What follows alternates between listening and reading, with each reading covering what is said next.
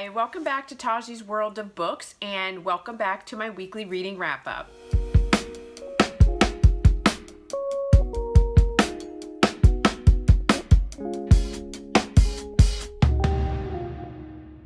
Hey you guys, welcome back to my channel, and it is Friday, so it is time for my weekly reading wrap-up.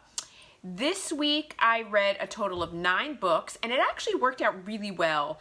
The first set of books I read were the off-campus series, and I went ahead and filmed a clip of those. We'll go to that in a minute. And then the second half of the books that I finished up were the Briar U Series, and so I was able to finish that this week, so it worked out really well. So let's go to the clip that I pre-filmed for the off-campus series. So the first book I wanted to talk about is Forbidden by Tabitha Suzuma. I already talked about this book in another video because I developed a video around this book because it was so heavy and so much. So I'm going to go ahead and link it above. So I'm not going to go into too much detail. If you want to know more about it, go into that book. I'll just say that this is a dark romance. It's a heavy content. It's about a family that lives in the UK, and there's 5 siblings. The parents separate, and as a result of their separation, the 2 oldest siblings, 17 and 16 years old, are left to raise the younger siblings, and the situation ensues from there. It is heavy. There are dark subject matter themes in this book. Let me just say, even though there are dark subject matter themes that are handled, it's handled very, very well.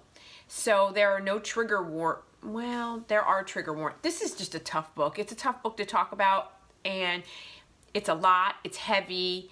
It's about siblings that fall in love, and there's just no other way to say that, and it's complicated, but it's worth a read. It's a good read. It's heartbreaking in so many ways, but definitely a 5 out of 5 star. Go and check out, like I said, I'll link it above. Okay. I'm gonna talk about just briefly the off-campus series. I'm not gonna talk about each book in detail because, you know, you wanna go into it and experience it as it is, and so I don't wanna ruin it for you. So I'll go ahead and say that each book is a standalone in that it's about that particular couple, and so when you're finished with that book, you finish that couple. However, there is an ongoing backstory to all of the guys that are involved. They're all hockey players, and so if you liked Helena Hunting's the Pucked series, you would definitely like Elle Kennedy's the Off-Campus series. And so this is about all of the hockey players that are, not all of them, but a group of hockey players that are on the Briar U's team that's set in Massachusetts.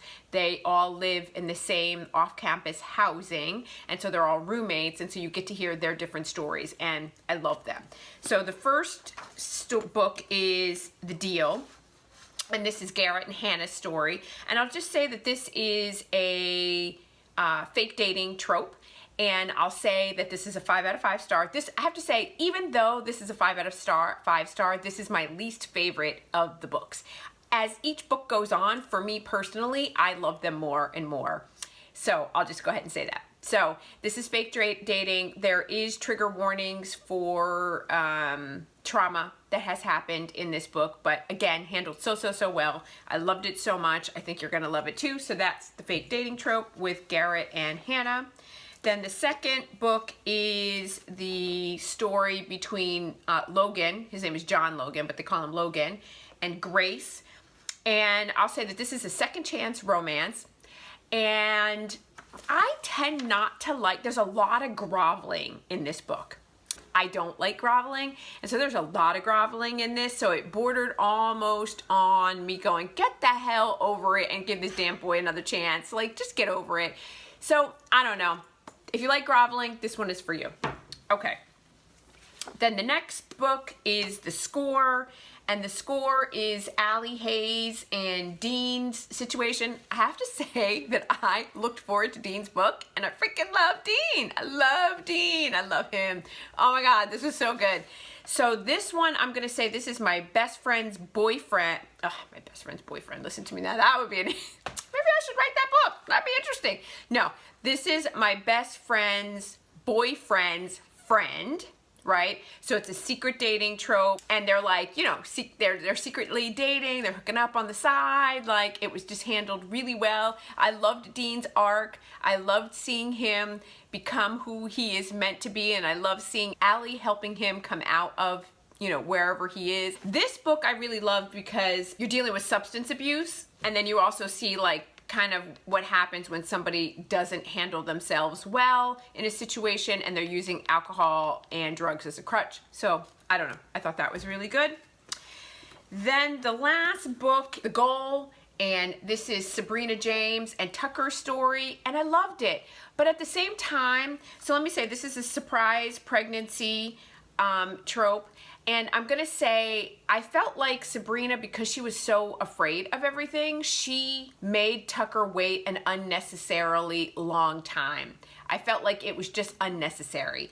And I felt like he waited for her. So I felt like it was somewhat unrealistic and somewhat frustrating, but understandable at the same time. So I had a lot of mixed emotions with this. Like, she made me frustrated because she couldn't acknowledge how she felt. She wouldn't acknowledge to him. She wouldn't acknowledge to herself. He was there for her every step of the way. And I felt like he didn't get enough credit for the things that he did do for her. But she called herself on it. She knew that she was doing this, but she couldn't help it and she couldn't stop it. So I was like, girl, you need to get together. You need to do what you need to do. You're a mother now. Like, you need to figure it out. But anyway, so that's The Goal. So all in all of the books in Elle Kennedy's off-campus series was a 5 out of 5 star for me. I absolutely loved them. They were exactly what I needed after having read this beast, which was, whew, like, I was, what the hell, I need to recover from this. And this gave it to me, so I was really happy that I did it, because I tend to be like a little bit all over the place with my reading.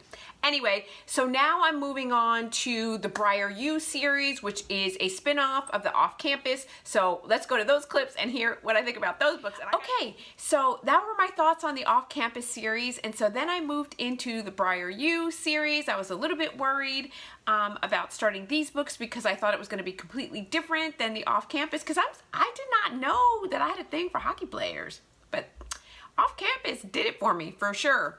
Okay, so let's go ahead and talk about, these are the Briar U books. You have to read the off-campus series first, because some of the characters that are in off-campus do cameos and appear here, and it's like a continuation of, you know, the guys' stories. And so let's just get into it.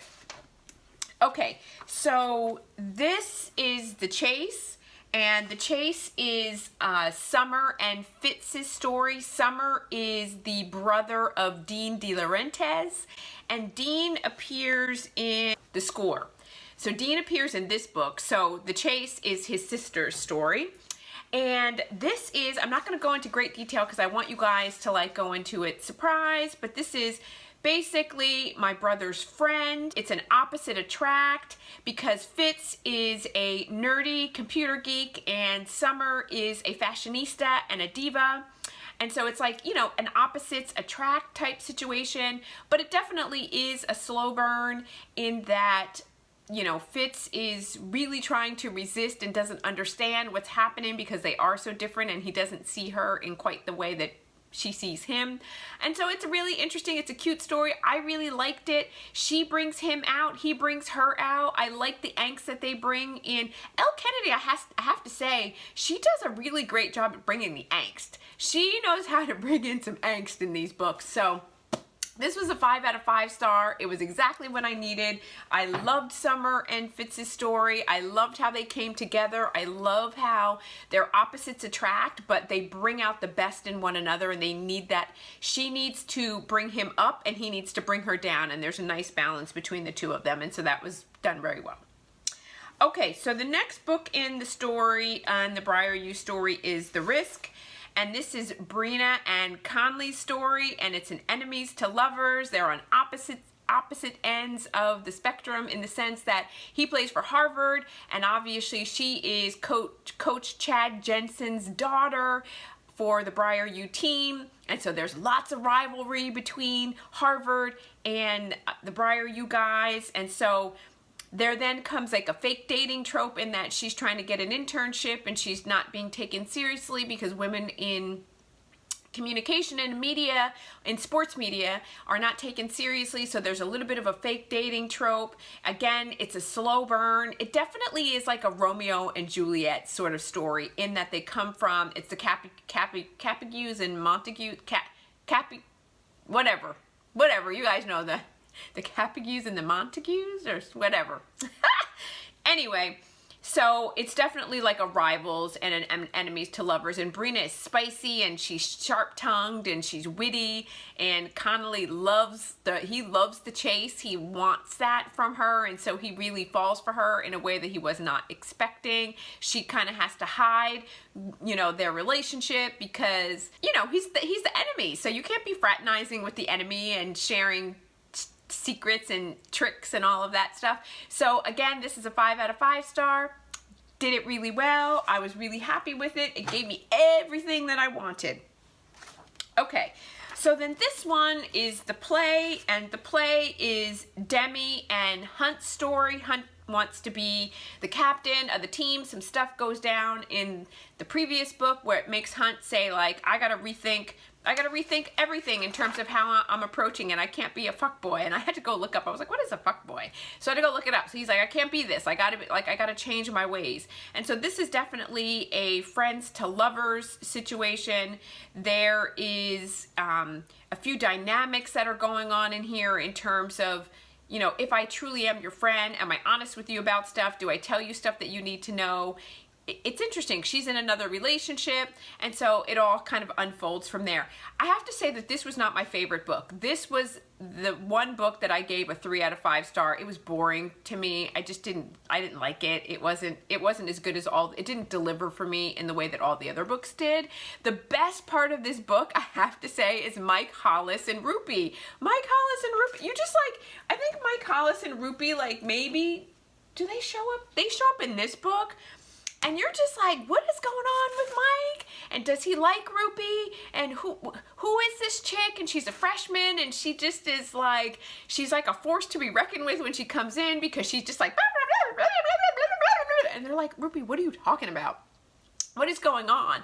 But and I like that they say that, like, she is crazy, but it's like Mike Hollis's brand of crazy. And so it is just their story in here, I have to say, is the best part of this book. All the rest of it was just like ho-hum. I just didn't feel it. So I gave it a 3 out of 5 star, but it was still good, but it was not my favorite of all of the stories.